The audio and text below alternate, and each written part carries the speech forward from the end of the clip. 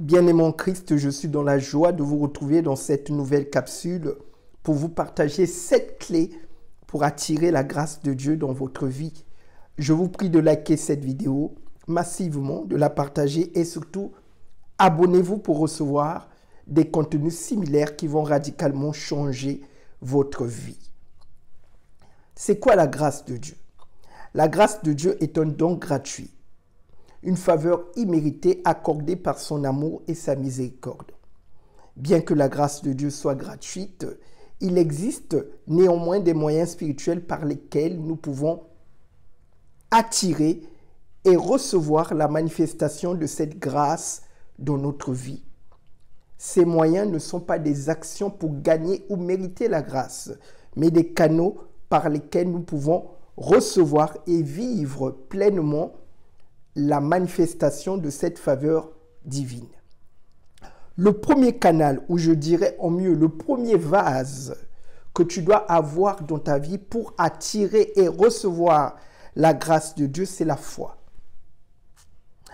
La foi est l'instrument par lequel la grâce est reçue. La foi ne crée pas la grâce, mais elle permet à l'être humain de l'accueillir, comme des mains ouvertes, prêtes à accueillir ou à recevoir un cadeau précieux.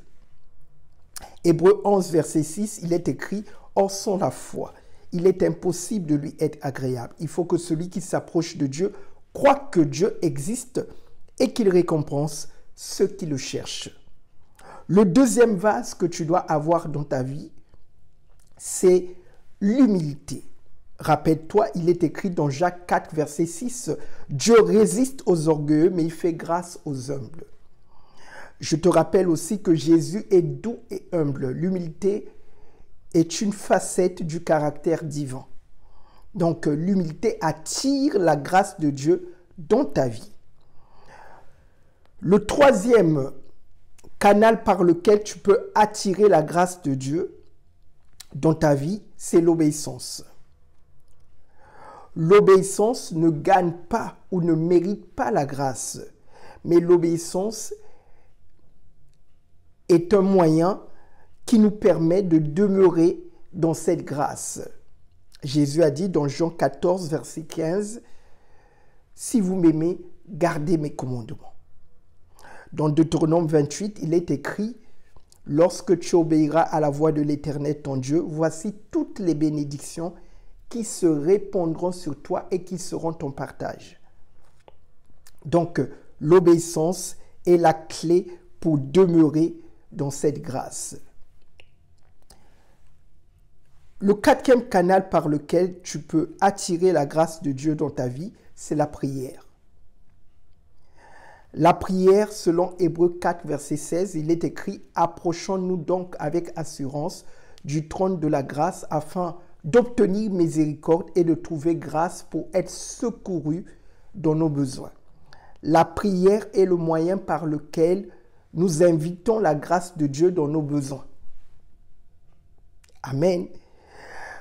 Le cinquième vase que tu dois avoir dans ta vie pour attirer la grâce de Dieu, c'est la générosité. Dieu bénit ceux qui ont un cœur généreux. La générosité reflète le caractère de Dieu. La générosité n'est pas un moyen d'échange, mais c'est un principe spirituel pour maintenir le cycle de la grâce dans ta vie. Dans Actes 20, verset 35, il est écrit « Il y a plus de bonheur à donner qu'à recevoir. » Dans Luc 6, verset 38, il est écrit « Donnez et il vous sera donné. » Amen. Donc, le sixième canal par lequel tu laisses la grâce de Dieu couler dans ta vie, c'est le service. Le service envers Dieu et ton prochain agit comme un canal qui maintient l'écoulement de la grâce dans ta vie. Nous permettons de bénir ceux qui en ont besoin et d'être bénis en retour, car Dieu aime ceux qui servent selon sa volonté. Jésus a dit dans Marc 10, verset 45, « Je ne suis pas venu pour être servi, mais je suis venu pour servir les autres. Donc, le service est incontournable. Dans Matthieu 23, verset 11, il est écrit « Le plus grand parmi vous sera votre serviteur ». Et enfin, le 7e principe clé pour attirer la grâce de Dieu dans ta vie, c'est la sanctification. La sanctification est le parfum de bonne odeur pour attirer la présence de Dieu. Et là où la présence de Dieu est manifeste, sa grâce surabonde. La sanctification va maintenir l'atmosphère de grâce dans ta vie. Parce que la sanctification, c'est la nature de Dieu. Donc, c'est vraiment l'élément clé, le plus important pour rester dans une grâce permanente. Donc, voilà, mes très chers amis, les 7 clés incontournables.